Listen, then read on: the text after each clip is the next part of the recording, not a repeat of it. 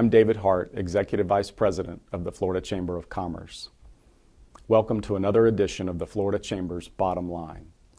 We are coming to you from our studio just 2 blocks from the Capitol. Our special guest today is Senator Wilton Simpson. Senator Simpson, welcome to the Florida Chamber's Bottom Line. We're here today to talk about the importance of pension reform. That's an issue that you and Speaker Weatherford and the Florida Chamber all have a shared passion for, and we sure appreciate your leadership on this issue. I wonder if you'd like to share with our members a little bit about why this issue is so important. Why is it necessary to make changes to our current system? You know, David, that's a very good question. It's clearly a major struggle to get pension reform through the Florida Senate this year, I believe. And so why will we take on this challenge?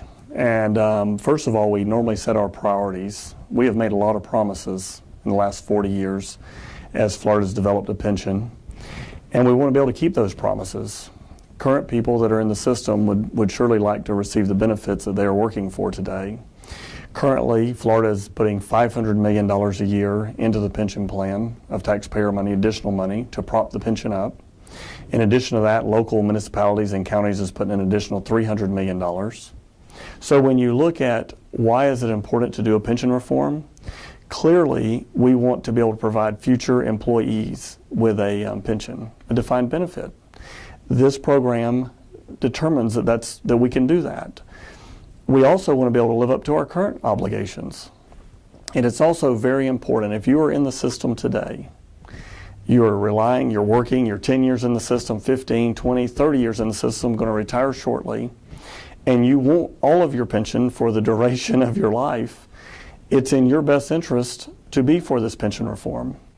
I want to shift gears a little bit to this year's actual plan. Last year, the House had a plan that would have basically grandfathered all existing employees and protected those promises we made to them, and it would have shifted all new employees that come into the system into a 401k style defined contribution plan like most of us in the private sector know. Your plan this year is a bit of a new hybrid called a cash balance. Can you describe in a little bit of detail what a cash balance plan would do? Yes, that's a great question. What does a cash balance plan do? And I have had to talk to the opposition of the cash balance that since this plan was picked, please don't villainize something that has hundreds of years of history of working.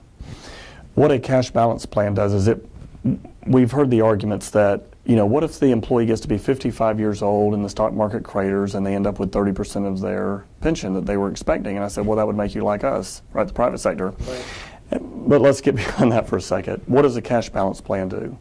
First of all, we set a floor of 2% return, guaranteed. So no matter what happens to the stock market, no matter it goes down 10%, 20%, 4 or 5 years in a row, just as we just did through the Great Recession, several years we had major downturns, we are guaranteeing a 2% rate of return. In addition, it's important for everyone to realize too that that's guaranteeing the principal of that money also. So as you guarantee a 2% rate of return, you are guaranteed that no matter what happens in the markets, you're going to be guaranteed your 2%. That is significantly different than a 401k style plan in that it will go up and down based on your investment portfolio. And depending on how conservative or aggressive you are, those changes would make.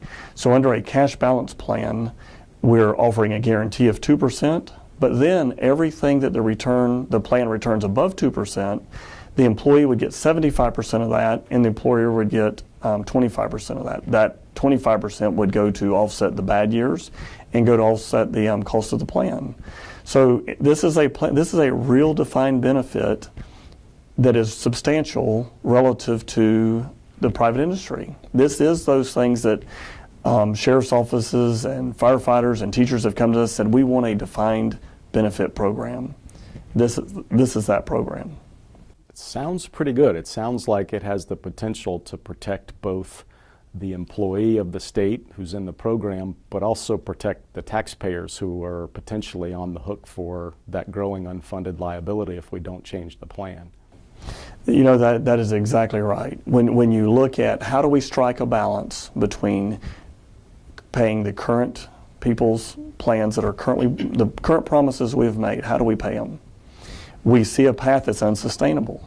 So we have to deal with that from an unfunded liability. in comes the $500 million a year.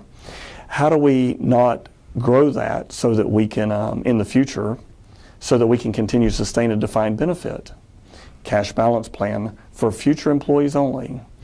The key to this is if you are a current employee and you are fighting to keep the current set of benefits for all time, you're only risking your own benefits. Because when the plan goes, when the plan stumbles and it becomes $30 billion unfunded liability, $35 billion, at some point the downgrade will start coming. At some point the levels of funding will start going away, and then there will be draconian cuts to the pension plan. Sure. Senator, I want to close us out with one final question, which is, we hope this is the year that we will be successful in helping you get this done. It's a critical item on our agenda, and we know it's one that you have a lot of passion for. What can our members do in our local chambers to help the cause? David, this is a very important issue. This should be a bipartisan issue, by the way. This is not partisan. This is about doing what's right for the taxpayer, what's right for the state of Florida, and what's right for those future receivers of these defined benefits. What we need to be doing is making a collective effort with our legislators, our House members, our senators, our governor, making sure they're on board, making sure they know the importance of future defined benefits to these groups that will not exist without serious pension reform. You know, the op-ed pieces are good, online is good, social media is to get our points out there, and to support your local chambers. You know, the Florida Chamber has been, in this from the beginning with us. I've been in the Senate, this is my second year now. This has been a major priority of the Florida Chamber. We've had no better support from any group in the state as it relates to pension reform and other business issues that we need to solve in the state of Florida. I'm looking forward to working with the Chamber, looking forward to working with all colleagues in the Senate and the House to see if we can get pension reform done this year. Well, Senator Simpson, thank you very much for joining the Florida Chamber with The Bottom Line. And to you, our viewers, thank you for joining us for another edition of The Bottom Line.